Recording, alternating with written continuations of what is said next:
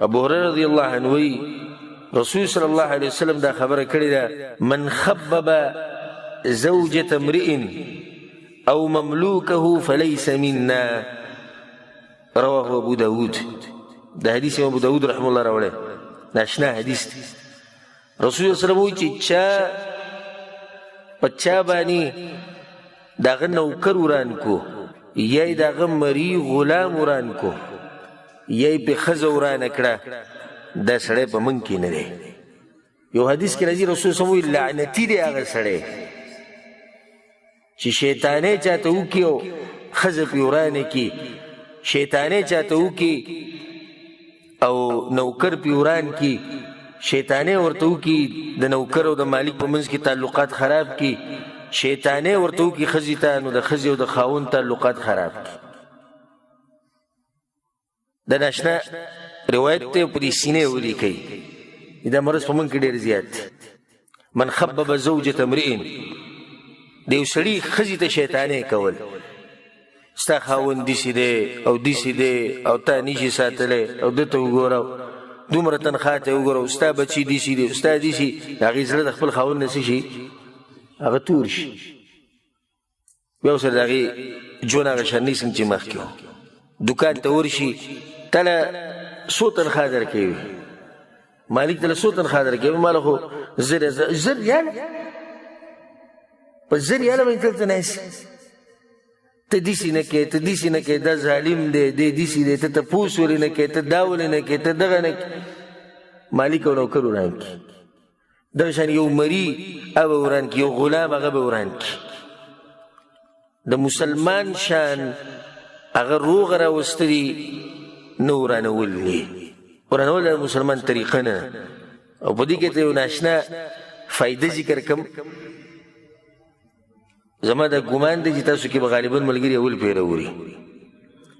دا کار ګوره پلار رور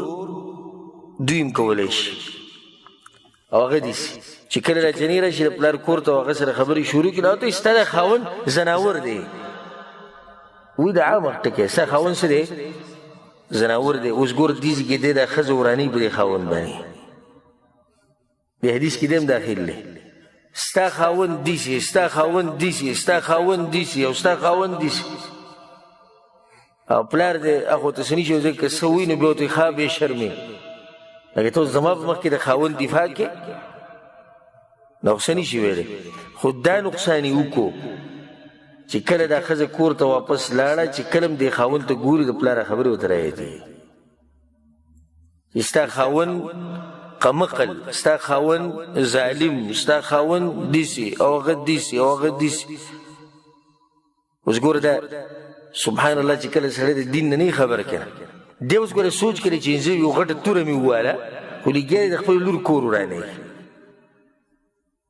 دا وړه خبره ورته ښکاري هسې غټه خبره خو نه خو لور ته مې ووایي حقیقت مې ورته ووایي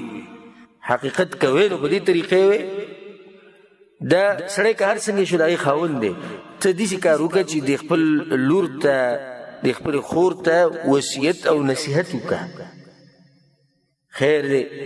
که ستا خاوند چې د زیاتې وکړي ته پې صبر کوه ستا خاوند دی حق یې ډېر دی داسې دی دغه دی دا دی موږ به تپوس وکړو موږ به د هغه سره خبره وکړو خو تاله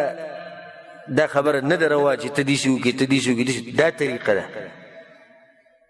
دغه شان رور د خور په مخ کې لګي ستا خاوند دیسي او ستا خاوند دیسي او ستاسو هغه کور والا دیسي او هغه کته او هغه بره دا په دې حدیث کې ګوره داخل دی دا یو ناشنا فایده ده او زما د غالب ګمان دی تاسو به اول پرې اورېدلي چا به کې مخکې اورېدلی ده دا نوي فایده سره یاده ساتي. دا پلار ګوره لګیا دی د لور کور ورانوي ښه رور لګیا د خور کور ورانوي دا خبره خو په زړه کې ځای نیسي که نه او که نور څه ونه شي که نور څه ونه شي خفه خو شي که نه د خاوند د کار څنګه یي ابې مینه ده د رور چې خبرې کړه احترامه رور ته څه نشي ویلی پلار ته څه نشي ویلی خدای پې ورانه کړه. اوس دوه کسان دي تاسو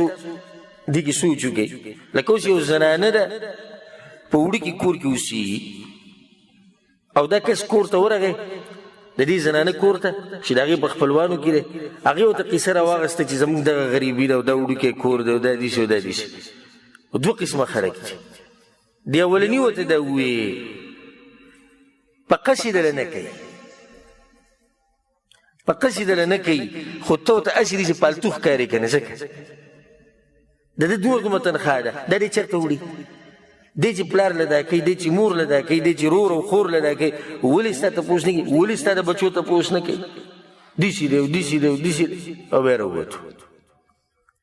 بل کس راغی دې په خپلوانو کې او زنانه ورته دا قیصه وکړه کور ته وګورئ زموږ دا کور دی دا حال او ته به جواب چې د رسول صلی د بیبیانو نه غوره نه د هغه رسول صلی وړوکی کور چې سجدې له به تو په مانځه کې عایشه رنها به پرته وه خپې به غځولې وې رسول صلی به خپل لاس وړ هغې به خپې راټولې کړې رسول به سجده ولګوله بیا چې به رسول صلی پاسې هغې به خپې وغځولې تاسې د هغونه غوره یې ستا خاوند دی صبر ورسره کوه په هر حال کې ورسره صبر کوه خیر دی هته به څه مشکل وي هته به بل څه ضرورت وي طاقت به یې نه رسي ته نور څه غواړې الله نه ښه په حیا او عزت سره ناست خاوند دې شتي بچي دې شتي دا دوه قسمه انسانان دي خو د ځمکې او اسمان فرق دی په دې دواړو کې ګورئ موږ ته خو دا خبرې چې وړې غوندې کې ښکاري چې خبره مې وکړه ورووتم خو دې دواړو کې د ځمکې او د اسمان فرق دی د اولني چې دا خبرې وکړې نو د ښځې د خپل خاوند سره نفرت ډېر شو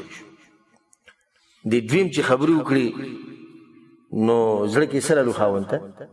محبت وزرې ولټو خاوند له چې د رسول سلم بیبیانې داسې دي نو موږ دې هم داسې ژوند تېرو دې کیسې چل دی هغه هم د غریبۍ ژوند تېر کړی هسې خیال هم دی د بعضو خبرو ته موږ داسې په معمولي دغه ګورو خو څومره فرق دی په دې دواړو کې کوشش دا کوئ چې اصلاح راولئ رسول صلی الله علیه وسلم دا دوه قسمه خلک خاص دلته ذکر کړي دي یو چې ښځې ته د هغې خاوند بد ښکاره کوي او نوکر ته مالک مرئی غلام ته دغه مالک دغه سید بد ښکاره کوي دا طریقه نه مسلمان دا یو دوکه ورکول دي لکه ظاهره کې ستا شکل د څه دی نصیحت کوونکی باطن کې دې دوکه ورکړه زهر دې وله ورکړو نصیحت خدا نه چې ته به کور وران که په ښځه باندې نصیحت خدا نه دی چې ته مالک او نوکر د یو بل نه جدا که نصیحت خدا نه دی چې مالک او سید او غلام او مرئی ته یو بل نه جدا که دواړه د یو بل ته بدزنه کړو